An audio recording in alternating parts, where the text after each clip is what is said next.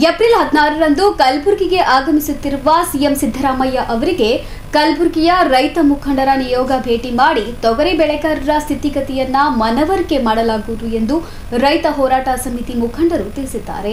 ಈ ಕುರಿತು ನಗರದ ಪತ್ರಿಕಾ ಭವನದಲ್ಲಿ ಸುದ್ದಿಗೋಷ್ಠಿ ನಡೆಸಿ ಮಾತನಾಡಿದ ರೈತ ಮುಖಂಡರಾದ ಅವ್ವಣ್ಣ ಮ್ಯಾಕೇರಿ ಹಾಗೂ ದಯಾನಂದ್ ಪಾಟೀಲ್ ಅವರು, ಬೆಳೆ ವಿಮೆ ಇಲ್ಲದ ರೈತರಿಗೆ ತಮ್ಮ ಕೃಷಿ ನಿರ್ದೇಶಕರ ಅಂಕಿ ಸಂಖ್ಯೆಯಂತೆ ಸುಮಾರು 300 ಕೋಟಿ ಪರಿಹಾರ ನೀಡುವಂತೆ ನಿಯೋಗ ಭೇಟಿಯಾಗಿ ತಿಳಿಸಲಿದ್ದೇವೆ. ಈ ಹಿಂದೆ ಕಲಬುರಗಿಗೆ 2 ಬಾರಿ ಭೇಟಿ ನೀಡಿದ ಸಂದರ್ಭದಲ್ಲಿ ರೈತ ಮುಖಂಡರು ಪ್ರತಿಭಟನೆ ನಡೆಸಿ ಮನವಿ ಸಲ್ಲಿಸಿದಾಗ ನೆಟೆ ರೋಗದಿಂದ ತುತ್ತಾಗಿರುವ ರೈತರಿಗೆ ಪರಿಹಾರ ನೀಡುವುದಾಗಿ ಮತ್ತು ಸರ್ಕಾರ ಅವರ ಪರವಾಗಿ ಇದೆ ಎಂದು ತಿಳಿಸಿದರು. ಕೊಟ್ಟ ಮಾತಿನಂತೆ ಸರ್ಕಾರ ರೈತರ ನೆರವಿಗೆ ಬರಬೇಕು ಎಂದು ಆಗ್ರಹಿಸಿದ್ದಾರೆ. ಪತ್ರಿಕಾಗೋಷ್ಠಿ ವಿಷಯ ಏನಪ್ಪ ಅಂದರೆ, ಕಲಬುರಗಿಯಲ್ಲಿ ನಾವೇನು ಒಂದು ದೊಡ್ಡ ಗಾತ್ರದ ಹೋರಾಟ ಏನು ಮಾಡಿದ್ವಿ, ಅತ್ಯಂತ ಯಶಸ್ವಿ ಅಂತಕ್ಕಂಥದ್ದು ಕೂಡ ನಿಮ್ಮ ಮೂಲಕ ರಾಜ್ಯ ಸರ್ಕಾರಕ್ಕೆ ಅಭಿನಂದನೆಗಳು ಕೂಡ ಸೇರಿಸಿದ್ವಿ. ನಮಗೆ ಇನ್ನೂ ಪರಿಹಾರ ದುಡ್ಡಾಗಲಿ ಇನ್ನಿಷ್ಟು ಕೆಲವು ಅಂದರೆ 300 ಕೋಟಿ ರೂಪಾಯಿಯನ್ನು ಉಳಿದಿರ್ತಕ್ಕಂಥ ಹಣವನ್ನು ನಾಳೆ ರಾಜ್ಯದ ಮುಖ್ಯಮಂತ್ರಿ ಸನ್ಮಾನ್ಯ ಶ್ರೀ ಸಿದ್ದರಾಮಯ್ಯನವರು ಬರೋದ್ರಿಂದ ಆ 300 ಕೋಟಿನೂ ಕೂಡ ಈ ರೈತರಿಗೆ ಬಿಡುಗಡೆ ಮಾಡಲಿ ಅಂತಕ್ಕಂಥದ್ದು ಒತ್ತಾಯ ಮತ್ತು ವಿನಂತಿನೂ ಕೂಡ ಇರ್ತದೆ. ಯಾಕಪ್ಪ ಅಂದರೆ ಆ ಟೈಮ್ನಲ್ಲಿ ನಮಗೆ ಸಕಾರಾತ್ಮಕವಾಗಿ ಉಸ್ತುವಾರಿ ಮಂತ್ರಿಗಳಾದಂಥ ಸನ್ಮಾನ್ಯ ಶ್ರೀ ಪ್ರಿಯಾಂಕಾ ಖರ್ಗೆ ಅವರಾಗಲಿ, ಶರಣ ಪ್ರಕಾಶ್ ಪಾಟೀಲ್ರಾಗಲಿ ಮತ್ತು ಅಲ್ಲಿ ಶಾಸಕರು, ಯಾವುದೇ ಶಾಸಕರು, ಅದು ಭಾರತೀಯ ಜನತಾ ಪಾರ್ಟಿ ಇರ್ಬೋದು, ಕಾಂಗ್ರೆಸ್, ಎಲ್ಲರೂ ಕೂಡ ನಮಗೆ ಸಂಪೂರ್ಣವಾದಂಥ ಬೆಂಬಲ ಮಾಡಿ ಈ ರೈತರಿಗೆ ಸಹಕಾರ ಮಾಡಬೇಕಂತ ಸರ್ಕಾರದಲ್ಲಿ ಒತ್ತಾಯನೂ ಕೂಡ ಮಾಡಿದರು. ಹಾಗಾಗಿ ಆ ನಿಟ್ಟಿನಲ್ಲಿ ಉಳಿದಿರ್ತಕ್ಕಂಥ ಹಣ ನಮಗೆ 677 ಕೋಟಿ ರೂಪಾಯಿ ಬಿಡುಗಡೆ ಮಾಡಿರ್ತಕ್ಕಂಥದ್ದು NDRF ಇರ್ಬೋದು ಮತ್ತು ಇನ್ಶೂರೆನ್ಸ್ ಇರ್ಬೋದು. ಬಹುಶಃ ನಮಗನಿಸಿದ ಮಟ್ಟಿಗೆ ತಿಳಿದಿಲ್ಲ, ಪರಿಹಾರನೇ ಇನ್ನೂ ಕೊಟ್ಟಿಲ್ಲ ಅಂತಕ್ಕಂಥದ್ದು. ಅದು ಪರಿಹಾರ ಅಲ್ಲ, ಇನ್ಶೂರೆನ್ಸ್ ಅಂತಕ್ಕಂಥದ್ದು. ಇನ್ಶೂರೆನ್ಸ್ ಅಂದರೆ ನಾವು ಕಟ್ಟಿರ್ತಕ್ಕಂಥ ದುಡ್ಡು ಬಂದಿರ್ತಕ್ಕಂಥ ಅನ್ನಿಸ್ತದೆ. ಹಾಗಾಗಿ ಅದೇನಾದರೂ ಇರ್ಬೋದು, ಕೊಟ್ಟಿದ್ರಿ, ತಮಗೆ ಧನ್ಯವಾದ ಹೇಳ್ತಾ ಇದ್ದೀವಿ. ಇನ್ನು ವಿಮೆ ರಹಿತ ತೊಗರಿ ಬೆಳೆಗಾರ ನೆಟ್ಟೆ ಹೋಗಿರ್ತಕ್ಕಂಥದ್ದು, ಆ ವಿಷಯ ಬಂದಾಗ ಇನ್ನೂ 300 ಕೋಟಿ ರೂಪಾಯಿ ಪರಿಹಾರ ಈ ಜಿಲ್ಲೆಯ ರೈತರಿಗೆ ಕೊಡಬೇಕಂತಕ್ಕಂಥದ್ದು ಕೂಡ ನಮ್ಮ ಉದ್ದೇಶ ಇದೆ. ಇನ್ನೊಂದು ಏನಪ್ಪ ಅಂದರೆ, ಕಲಬುರಗಿ ಜಿಲ್ಲೆ ಬೆಳೆಗಾರರಿಗೆ GI ಟ್ಯಾಗ್ ಪಹಣಿ ಇದ್ದವರಿಗೆ ರೈತರ ಮಾನ್ಯತೆ ನೀಡಬೇಕು. ಯಾರಿಗೆ ಪಹಣಿ ಇದೆ GI ಟ್ಯಾಗ್ ಅವ್ರು ಸ್ವತಃನೇ ಮಾಡಿಸ್ಬೇಕು. GI ಟ್ಯಾಗ್ ಅಂದ್ರೆ ಗೊತ್ತಾಗಿಲ್ಲ, ಬಹುಶಃ ಸರ್ಕಾರನೇ ಗೊತ್ತು ಮಾಡಬೇಕು. ಸಾಮಾನ್ಯವಾಗಿ ಅಲ್ಲಿ ಗೊತ್ತದ. GI ಟ್ಯಾಗ್ ಅಂದ್ರೆ ಅತ್ಯಂತ ಪ್ರಮುಖವಾದಂಥ ನಮ್ಮ ಕಲಬುರಗಿ ಜಿಲ್ಲೆಯ ತೊಗರಿ ಇರೋದ್ರಿಂದ, ಅದರಲ್ಲಿ ಶಕ್ತಿಯುತವಾಗಿರತಕ್ಕಂಥ ತೊಗರಿ ಇರೋದ್ರಿಂದ GI ಟ್ಯಾಗನ್ನು ಸರ್ಕಾರೇ ಮಾಡಿಕೊಡ್ಬೇಕು ಅಂತಕ್ಕಂಥದ್ದು. ಹಾಗಾಗಿ ತೊಗರಿಗೆ ಕನಿಷ್ಠ ಬೆಂಬಲ ಬೆಲೆ ಭಾಳಷ್ಟು ಸಾರಿ ಕೇಳ್ತಾ ಇದ್ದೀವಿ. ಇವತ್ತು ರೈತ ಸಂಘಟನೆಯವರು ಎಲ್ಲರೂ ಕೂಡ 10,000 ಕೊಡ್ರಿ, 12,000 ಕೊಡ್ರಿ. ಇವತ್ತಿನ ಪರಿಸ್ಥಿತಿ ರೈತಂಗೆ ಏನಂದರೆ 6,200, 6,300 ರೂಪಾಯಿ ತೊಗರಿ ಬೆಲೆ ಅದ. ನಾವು ಖರ್ಚು ಎಷ್ಟು ಬರುತ್ತಂದ್ರೆ ಅದಕ್ಕೆ ವೈಜ್ಞಾನಿಕ ಪದ್ಧತಿಯಿಂದ ಕೊಡ್ರಿ ಅಂತಕ್ಕಂಥ 10 ವರ್ಷದಿಂದ ನಾವು ಬೇಡ್ತಾ ಇದ್ದೀವಿ. ಅದನ್ನು ಆಗ್ತಾಯಿಲ್ಲ. ಖಡಾಖಂಡಿತವಾಗಿ ನಾವೇನು ಹೇಳ್ತಾ ಇದ್ದೀವಿ, ಕನಿಷ್ಠ ಬೆಂಬಲ ಬೆಲೆ ಏನದ 10,000 ಆಗಬೇಕು. ಈ ರಾಜ್ಯದ ಮುಖ್ಯಮಂತ್ರಿಗಳು ಬಂದೋದ್ಮೇಲೆ ಇದನ್ನು ಡಿಕ್ಲೇರ್ ಮಾಡಬೇಕು ಅಂತಕ್ಕಂಥದ್ದು ಒತ್ತಾಯನೂ ಇದೆ. ಹಾಗಾಗಿ ಮುಂದಿನ ವರ್ಷ ನೆಟ್ಟೆ ರೋಗ ಬರದಂತೆ ಅಂದರೆ ಮುಂಜಾಗ್ರತೆ ಇಲ್ಲಿ ಯೂನಿವರ್ಸಿಟಿ, ಅಗ್ರಿಕಲ್ಚರ್ ಯೂನಿವರ್ಸಿಟಿ ಮತ್ತು ಹಾರ್ಟಿಕಲ್ಚರ್ ಯೂನಿವರ್ಸಿಟಿ ಎಲ್ಲನೂ ಇದೆ. ಇಲ್ಲಿ ತಜ್ಞರು, ಡಾಕ್ಟರ್ಸು, ಅತ್ಯಂತ ವಿದ್ವಾಂಸರಿದ್ದಾರೆ. ಮುಂಜಾಗ್ರತೆ ಕ್ರಮ ಏನದ ರೈತರಿಗೆ ವಹಿಸ್ಕೊಡ್ಬೇಕು ಅಂತಕ್ಕಂಥದ್ದು. ನೀವು ಕೊಟ್ಟಿರ್ತಕ್ಕಂಥ ದುಡ್ಡು ಎಷ್ಟು ಆಗ್ತದೆ ಗೊತ್ತಿಲ್ಲ, ಆದರೆ ಈ ರೈತರನ್ನ ಹಾಳಾಗಬಾರ್ದು ಅಂತಕ್ಕಂಥ ವಿಚಾರ ತಮ್ಮಲ್ಲಿ ಮಾನವತೆ ದೃಷ್ಟಿಯಿಂದ ಆದ್ರೂ ಇರಬೇಕು ಅಧಿಕಾರಿಗಳ ಬಳಿ ಅನ್ನತಕ್ಕಂಥ ನಂದು ಒತ್ತಾಯ.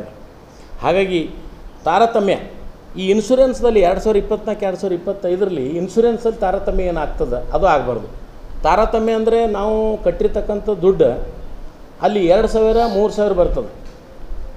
ನಾನಿವತ್ತು 1 ಎಕರೆಗೆ 315 ರೂಪಾಯಿ ಕಟ್ಟಿದ್ದೀನಿ ಅಂತ ತಿಳ್ಕೊಡಿ ಸರಾಸರಿ ತೊಗರಿ.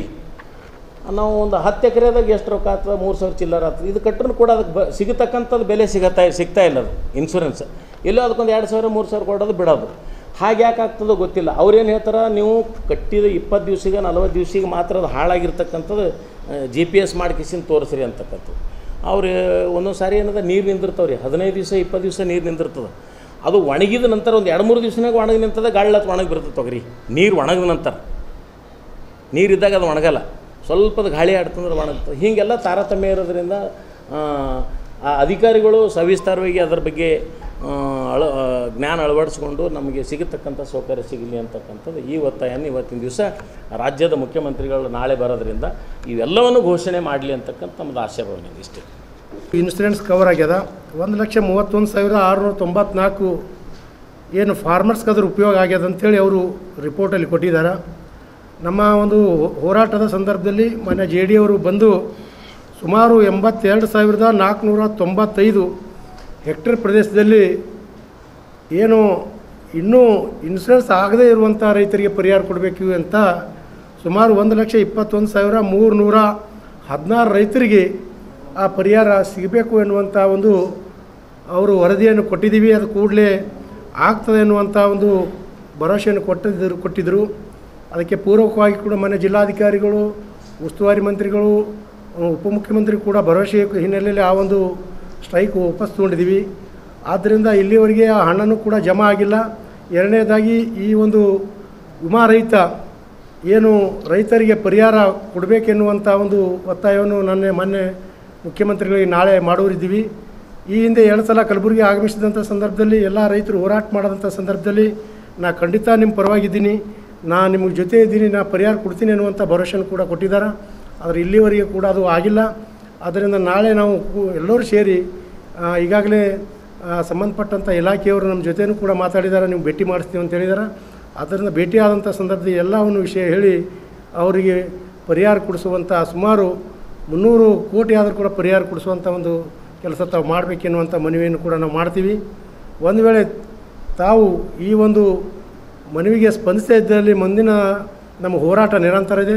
ಮತ್ತೊಮ್ಮೆ ವಿನೂತನವಾದಂಥ ಒಂದು ಉಗ್ರವಾದಂಥ ಹೋರಾಟ ನಾವು ಮಾಡ್ತೀವಿ ಅನ್ನುವಂಥ ಎಚ್ಚರಿಕೆಯನ್ನು ಕೂಡ ಮತ್ತೆ ಅವರಿಗೆ ನಾವು ಕೊಡುವಂಥ ಪ್ರಯತ್ನವನ್ನು ಮಾಡ್ತಾಯಿದ್ದೀವಿ. ಈಗಾಗಲೇ ಎಲ್ಲ ವಿಷಯವನ್ನು ಕೂಡ ನಮ್ಮ ದಯಾನಂದ ಪಾಟೀಲರು ಹೇಳಿದ್ದಾರೆ. ಅದರಂತೆ ಕಲಬುರಗಿ ಜಿಲ್ಲೆಯಲ್ಲಿ ತಮಗೆಲ್ಲ ಗೊತ್ತದ, ಕಳೆದ 2 ತಿಂಗಳಲ್ಲಿ ಸುಮಾರು 14-15 ರೈತರು ಈ ಒಂದು ಕಷ್ಟದಲ್ಲಿ ಆತ್ಮಹತ್ಯೆಯನ್ನು ಮಾಡಿಕೊಂಡಿದ್ದಾರೆ. ಅವರಿಗೂ ಕೂಡ ಸೂಕ್ತವಾದಂಥ ಪರಿಹಾರ ಮತ್ತು ಆ ಮನೆಗೆ ಒಂದು ನೌಕರಿ ಕೊಡುವಂಥ ಕೆಲಸ ಸರ್ಕಾರ ಮಾಡಬೇಕೆನ್ನುವಂಥ ಮನವಿಯನ್ನು ಕೂಡ ಈ ಸಂದರ್ಭದಲ್ಲಿ ವ್ಯಕ್ತಪಡಿಸುತ್ತಾ ಅದನ್ನು ಕೂಡ ಆಗಿದೆ. ಶರಣು ಚಿನ್ಮಳ್ಳಿ ಎಂದು ಇಲ್ಲೇ ಕೂತರವರು, ಅವ್ರದ್ದು 3ನೇ ತಾರೀಕಿನ ದಿವಸ ರೈತರು ರಾತ್ರಿ ಕಳ್ಳರು 3 ಗಂಟೆಗೆ ಬಂದು ಸುಮಾರು 30 ಕುರಿಗಳು ಕಳ್ಳತನ ಮಾಡ್ಕೊಂಡು ಹೋಗಿದ್ದಾರೆ. ಅದೇ ರೀತಿಯಾಗಿ ನಮ್ಮ ಶಿವಶರಣ ಪೂಜಾರಿ ಅನ್ನುವಂಥ ಹೆರೂರು ಬಿ ಗ್ರಾಮದ ಒಬ್ಬ ರೈತರದು 15 ಕುರಿಗಳು ಏನು 29ನೇ ತಾರೀಕಿನ ದಿವಸ ಬಂದು ಆ ಒಂದು ಕಳ್ಳತನ ಮಾಡ್ಕೊಂಡು ಹೋಗಿದ್ದಾರೆ. ಇಲ್ಲ, ಇವರು ಉದ್ನೂರು ರೀ, ಅದು ಅವರು ಶಿವಶರಣ ಪೂಜಾರಿ ಅವ್ರು ಬಂದಿಲ್ಲ, ಅವರು ಹೆರೂರು 15 ಕುರಿ ಆಗ್ಯಾವ. ಇದು ಇವ್ರು ಇಲ್ಲ ಉದ್ನೂರು ರೀ, ಶರಣು ಚಿನ್ಮಳ್ಳಿ ಅಂತವ್ರು. ಆಮೇಲೆ ಶಿವಶರಣ ಪೂಜಾರಿ ಅನ್ನೋರು 15 ಕುರಿ ಹೆರೂರು ಬಿ 29ನೇ ತಾರೀಕಿನ ದಿವಸ ರಾತ್ರಿ ಕಳ್ಳತನ ಮಾಡ್ಕೊಂಡು ಹೋಗಿದ್ದಾರೆ. ಆಮೇಲೆ ಸಾಯಿಬಣ್ಣ ರಾಂಪುರ್ ಅನ್ನೋರು ರೈತರು ಇಲ್ಲಿ ನಮ್ಮ ಹಡಗಿಲ ಹಾರತದಾಗ ರಾತ್ರಿ ಮನೆಗೆ ಬಂದು ಚಾಕು ಹಚ್ಚಿ ಕುರಿಗಳು ತೊಗೊಂಡೋಗ್ಯಾರ. ಈ ರೀತಿಯಾದಂಥ ಸರಣಿ ಒಂದು ಕಳ್ಳತನ ಈ ಜಿಲ್ಲೆಯಲ್ಲಿ ಎಲ್ಲಿ ಸರ್? 4 ಸರ್, ಹಡಗಿಲ ಹಾರತದಾಗ 4 ರೀ. ಆಮೇಲೆ ಇದರ ನಮ್ಮ ಉದುರು ಸುದ್ದಿಗೋಷ್ಠಿಯಲ್ಲಿ ವಿವಿಧ ರೈತಪರ ಸಂಘಟನೆಯ ಮುಖಂಡರು ಹಾಗೂ ಕಾರ್ಯಕರ್ತರು ಉಪಸ್ಥಿತರಿದ್ದರು. Bureau report in Gulbarga news.